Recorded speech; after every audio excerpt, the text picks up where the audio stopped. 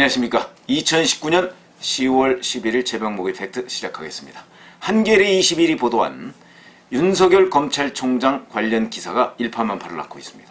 자, 한겨레 21은 한겨레 신문이 발간하는 잡지입니다. 이 잡지에 기사가 났는데 그 기사가 무엇이냐면 윤석열 검찰총장이 윤중천 씨 아시죠? 건설업자 김학의 전 법무차관을 성접대했다. 뭐 이래가지고 엄청난 논란을 불러일으켰던 그 건설업자입니다. 원주의 별장을 가지고 있죠. 이 윤중천 씨의 접대를 받았다 하는 기사가 요지입니다. 그런데 자, 문재인 정부 들어서 대검에 과거사 진상조사단이라는 것이 구성이 되어 있었습니다. 근데 이 과거사 진상조사단에서 윤중천 씨가 윤석열 검사를 접대했다 이런 진술을 받은 것을 가지고 그것을 법무부 과거사의를 통해서 검찰에 넘겼다. 이게 지금 기사 요지를 말씀드리는 겁니다. 그래서 당시에는 윤석열 검사는 서울중앙지검장이었는데, 그러니까 이거 재수사할 때입니다. 중앙지검장이었는데 이에 관해서 사실조사하지 않고 넘겼다. 사실조사를 제대로 하지 않았다. 이런 얘기고요. 그 다음에 이런 내용들은 2013년 당시, 이거는 이제 김학의 법무차관의 성접대 의혹이 불거진 첫 번째 일입니다. 그 당시에 이제 1차 수사 기록, 이 당시에 1차 수사를 했으니까 그게 포함된 윤 씨의 전화번호부나 그 다음에 어떤 입수된 명함, 윤중천 씨가 이제 명함을 가지고 있었지 않습니까? 그 다음에 다이어리, 일지죠? 이런 것들을 검토하면서 그 자리에서 윤석열 이름이라는 것이 있는 것을 확인했다. 이런 얘기입니다. 그리고 검찰이 윤중천 씨를 불러서 윤석열 씨와 윤석열 검사와 친분이 있다는 진술을 받았다. 그 다음에 윤석열 총장을 접대도 했다. 이런 진술도 확인을 해서 이걸 진술보고서에 담았다. 그래서 검찰에 넘겼는데 검찰은 아주 기초적인 사실조차 확인을 안 하고 그대로 뭉갰다. 이런 얘기죠. 그리고 내부 감찰도 없었다. 요게 요지입니다. 그런데 이 기사의 소스, 기자들은 흔히 이제 소스라고 표현을 하는데 소스는 이제 이 기사를 어디서 취재했느냐 이겁니다. 그 한겨레 21에 따르면 3명 이상의 핵심 관계자 이렇게 얘기했습니다. 3명 이상의 핵심 관계자. 근데 이 3명 이상은 누구냐? 김학의 성접대 재수사 과정을 잘 아는 3명 이상의 핵심 관계자 이렇게 얘기했습니다. 그러면 아마도 문재인 정부 들어서 김학의 사건의 재수사는 문재인 정부에 있었으니까요. 그 재수사 과정을 잘 아는 핵심 관계자로 하면 아마도 문재인 정부 관계자일 가능성이 굉장히 많죠. 그런 사람 3사람 이상이라고 얘기를 했습니다. 너무나 막연합니다. 자, 김학의 재수사 사건 누가 할까요? 우선 잘 생각해 보시죠. 재수사를 했으면 그때 관련 담당 검사, 그 다음에 그 위에 뭐 보고라인이 있을 테니까, 그 다음에 뭐 보고라인에 있는 검찰총장이나 뭐 문무일 검찰총장이겠죠? 문무일 검찰총장이나 뭐 이런 사람들일 겁니다. 그런데 이런 사람들이 과연 한겨레 21에 이런 얘기를 해줬을까?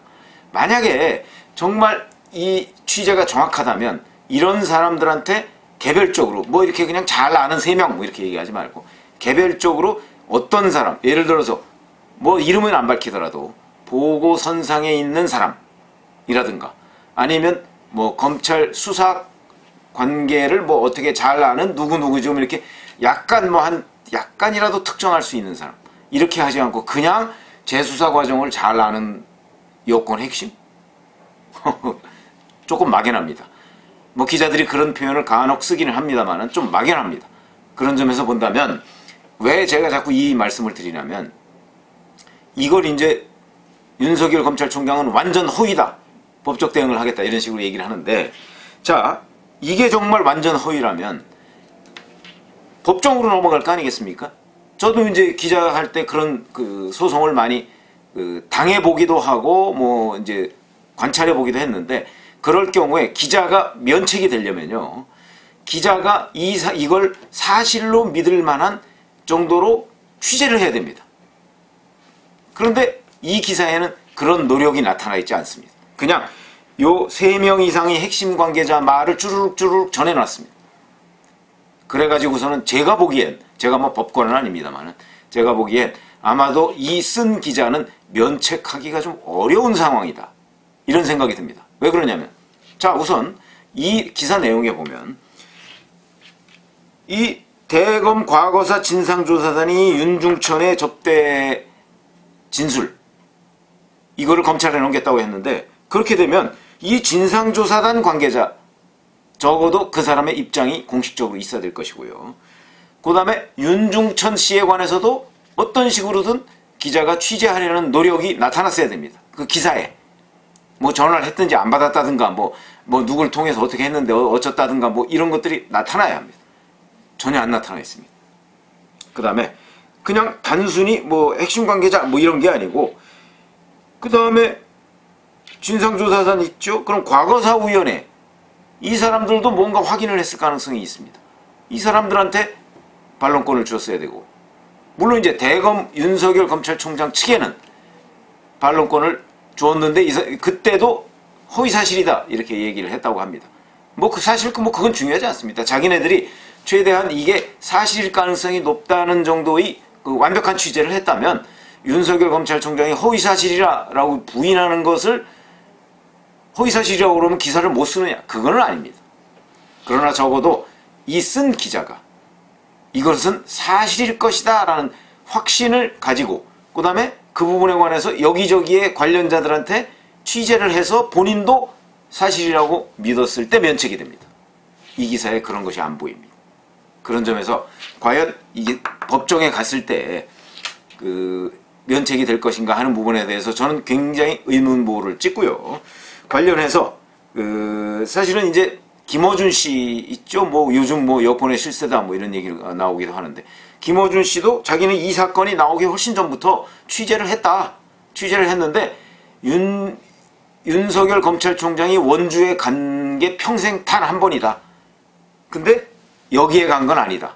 이렇게 얘기를 했더군요. 뭐 제가 김어준 씨 말을 믿는 것은 아니지만 여튼 그렇게 얘기를 했고, 그 다음에 박지원 의원이 뭐 알까 싶기는 한데, 어쨌든 박지원 의원도 문재인 대통령과 윤석열 검찰총장은 한 몸이다. 뭐 같이 검찰개혁을 해나가야 된다. 뭐 약간 뭐 그런 식으로 얘기를 했고요. 그 다음에 윤석열 검찰총장 측에서는 또 이런 루머가 그렇지 않아도 있었는데, 그 루머에 대해서 청와대 민정수석실에서 검증한 것으로 안다. 그런데 거기서 클리어된 것이다. 이런 식으로 얘기를 합니다. 그런데 제가 보기에도 뭐 이 기사와 별개로 만약에 윤석열 검찰총장 잘 아시지 않습니까? 7월 달에 임명이 됐는데 이런 루머가 그 당시에 있었다고는 합니다. 그렇다면 정말 이 루머가 사실이었다 하면 민정수석실에서 뭐 검증을 한다든가 그거는 한겨레 21이 취재하는 역량을 훨씬 뛰어넘죠.